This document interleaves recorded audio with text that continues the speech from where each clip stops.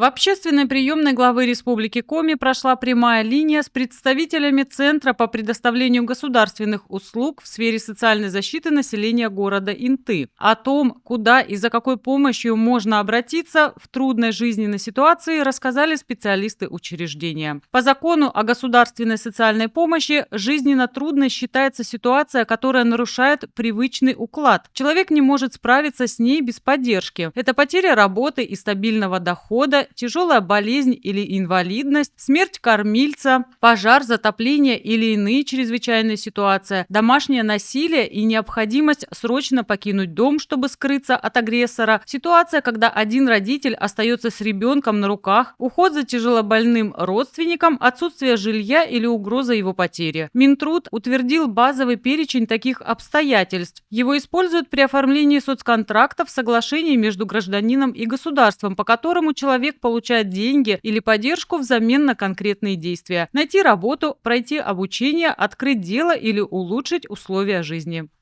Бесплатная юридическая помощь в нашем учреждении, она оказывается в рамках деятельности нашего учреждения, да, то есть это не то понятие бесплатной юридической помощи, когда вы можете подойти в социальную защиту и, например, оформить договор дарения, купли-продажи, да, она оказывается всем тем гражданам, которые имеют право получать услуги на территории нашего города, на территории Российской Федерации, которые относятся к компетенции Центра социальной защиты населения. Вот, то есть как бы любой отдел нашего учреждения, он может вас принять, дать консультацию в случае, если вопрос не относится к деятельности нашего Центра социальной защиты населения, либо к деятельности Министерства труда и социальной защиты населения, да, Республики Коми, то, соответственно, мы можем направить человека, гражданина, объяснить ему, куда необходимо обратиться.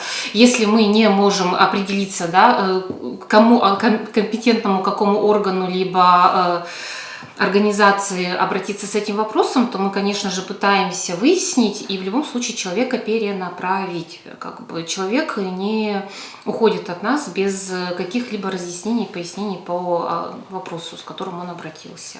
Именно в пределах нашей компетенции, нашего учреждения, потому что многие звонят и задают вопросы абсолютно от нас разные. Вот, как правильно Кристина Валерьевна сказала, оформить договор купли-продажи, составить исковое заявление, да, и многое другое, и нет понимания у людей, что у нас нет ни полномочий таких, да, то есть это не входит в рамки работы нашего учреждения.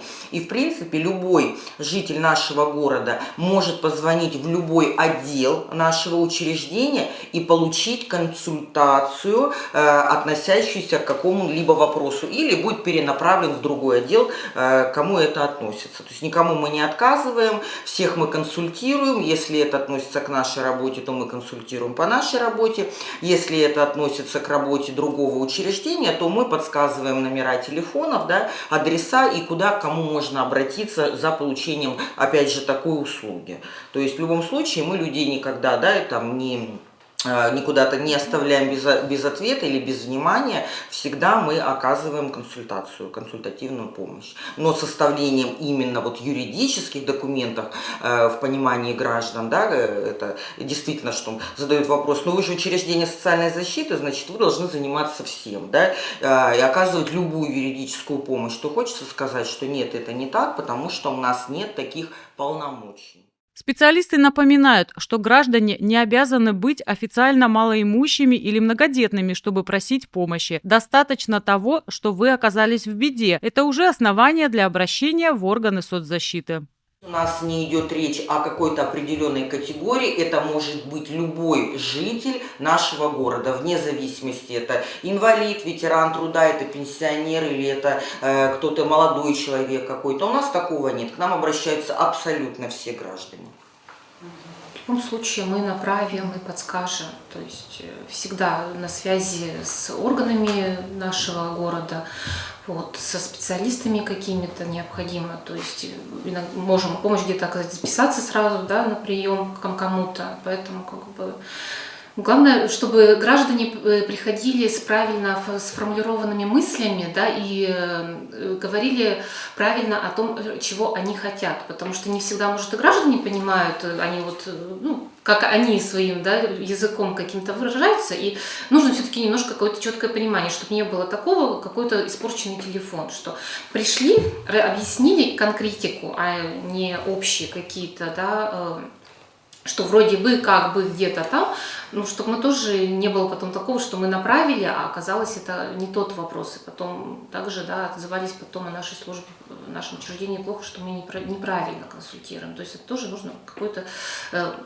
понимание иметь, с каким вопросом вы идете, что как конкретную цель, какую вы преследуете. Обращение каждого интинца рассматривается работниками центра в режиме реального времени. Вас проконсультируют, помогут при необходимости и по возможности или переадресуют на специалиста, отвечающего за решение конкретной задачи. Все, что касается каких-то социальных выплат, это субсидии, да, там, пособия, малоимущие граждане, все, что связано с какими-то денежными историями, то, конечно, лучше звонить в профильные отделы, это 32371 или 31212. Все, что касается оказания услуг населению, да, то есть это вот социальное обслуживание, да, сиделочки, социальные работники, там, оформление документов и выход на дом, это все 31469 или 31925. В любом случае, если вопрос не по адресу, то мы перенаправим в профильный отдел. По любым имеющимся вопросам можно обращаться в Центр социальной защиты населения по адресу Куратова, 66, либо по телефонам 31925 и 31469.